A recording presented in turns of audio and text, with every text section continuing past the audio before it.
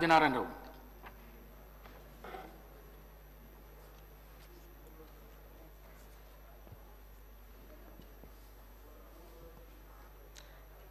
ధన్యవాదాలు అధ్యక్ష.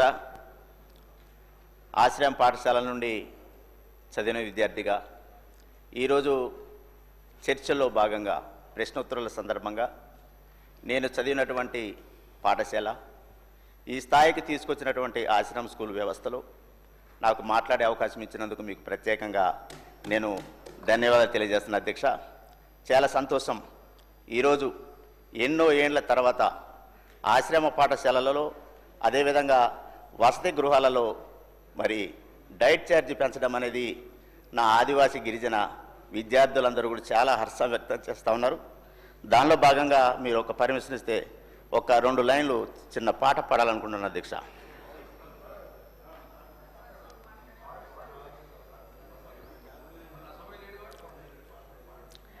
ధన్యవాదాలు అధ్యక్ష.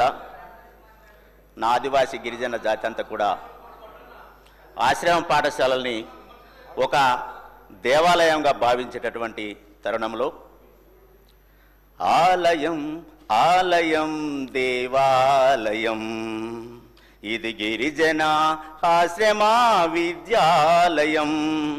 ఆలయం ఆలయం దేవాలయం ఇది గిరిజన ఆశ్రమ విద్యాలయం. గిరికోనలలో వెలసిన విద్యాలయం వనవాసి విద్యార్థుల జ్ఞాన జ్యోతి నిలయం.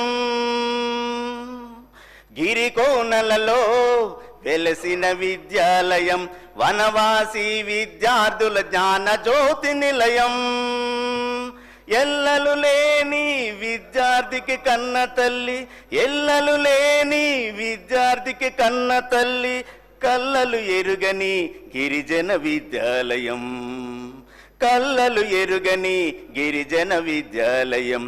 ఆలయం ఆలయం దేవాలయం ఇది గిరిజన ఆశ్రమ విద్యాలయం.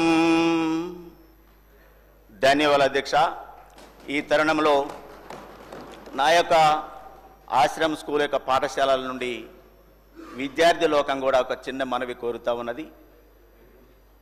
ఏదైతే గురుకులంలో కానీ కస్తూర్బాలో కానీ ఏదైతే ఇంటర్మీడియట్ అప్గ్రేడేషన్ చేయడం జరిగిందో అదేవిధంగా ఎన్నో ఏండ్ల తరబడి ఆశ్రమ స్కూల్ వ్యవస్థ ఏర్పడినప్పటి నుండి కూడా ఈ రోజు వరకు కూడా ఇంటర్మీడియట్ అప్గ్రేడేషన్ కాలేదని కూడా నా ఆదివాసీ గిరిజన ప్రాంత ఆశ్రమ స్కూల్ విద్యార్థులందరూ కోరుతా ఉన్నారు. సార్, మీ ద్వారా ప్రభుత్వానికి సీఎం గారికి ప్రత్యేకంగా ఆశ్రమ స్కూళ్లను కూడా ఇంటర్మీడియట్ అప్గ్రేడేషన్ చేయవలసిందిగా తమరి ద్వారా నేను విన్నవిస్తున్నాను అధ్యక్ష.